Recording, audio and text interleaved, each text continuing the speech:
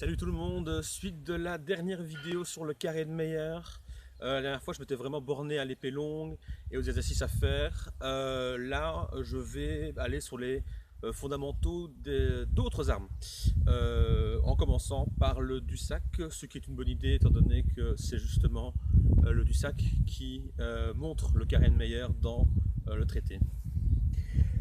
Et c'est un bon analogue finalement pour toutes les armes à une main qui utilise de la taille. Donc ça marche pas pour la rapière, enfin déjà la vraie rapière, mais pour le reste, fauchon, messer, side sword, ça marche de la même manière. Je prends n'importe quelle combinaison de meilleur, prends un simple exemple, 1, 2, 3, 4. La même chose mais en alternant avec des stocks. 1, 2, 3, 4. 1, 2, 3, 4. Et vous continuez comme ça.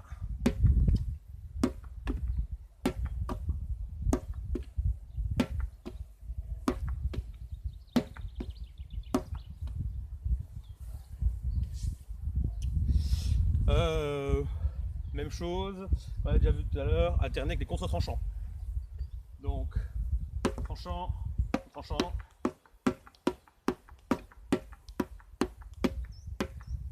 Alors évidemment, au Dussac, il n'y a pas vraiment de contre-tranchant. C'est plus un dos qui est utile pour tout ce qui est absetzen, pour tout ce qui est écarté. Mais c'est pas ça qui sert à couper. Mais ça n'enlève rien à la pertinence du drill de faire l'exercice de faux tranchant avec cette arme-là. Vous pouvez même le faire avec un bâton si vous le voulez.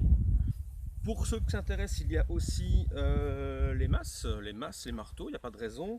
Alors c'est un peu particulier parce qu'il n'y a pas de traité qui parle de l'utilisation de la masse ni du marteau guerre, en tout cas pas à une main, mais ça n'empêche pas de faire exactement le même exercice avec ce genre d'arme. Chose, 1, 2, 3.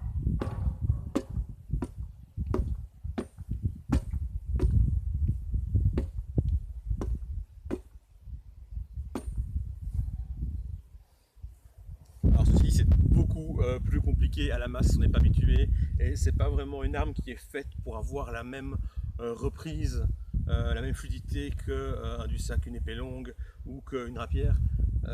Mais voilà, l'exercice est intéressant. Intéressant pour deux choses. La première, c'est qu'on ne peut pas vraiment faire de contre-tranchant avec la masse. Le déséquilibre est beaucoup trop important que pour faire ceci fluidement sans se faire mal au poignet. Donc si vous utilisez différentes parties du marteau, ben, il faut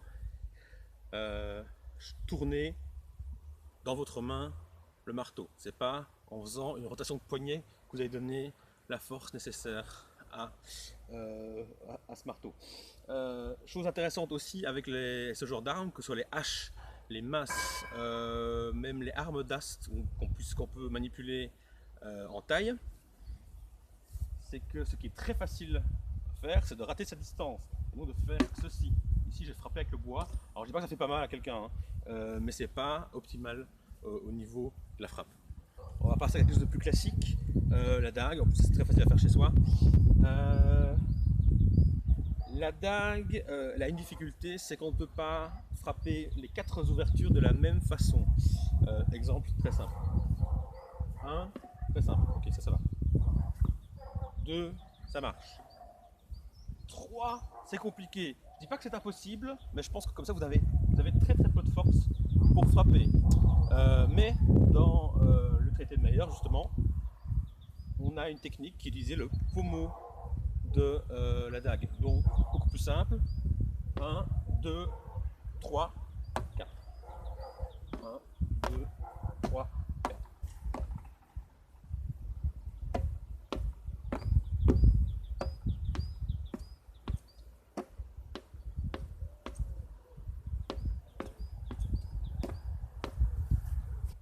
Puis quitte à y être, on va passer à quelque chose d'un peu plus grand.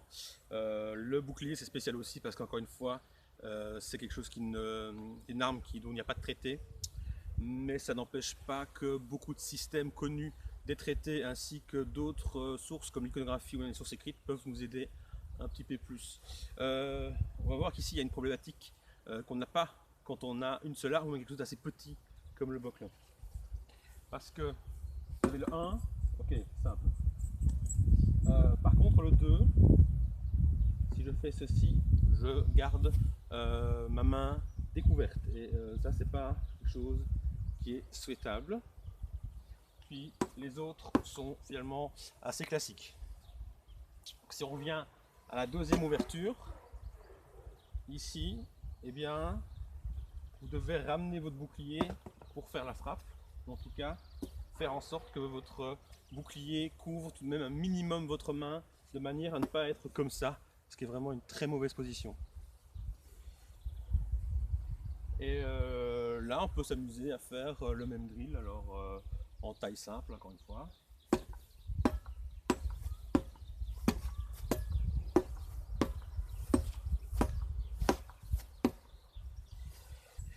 Petite variation avec cet enchaînement, comme la deuxième ouverture est assez difficile à chercher sans découvrir la main, on va faire une variation qui va faire appel un peu à psychomotricité, à savoir 1, 2, 3, 4.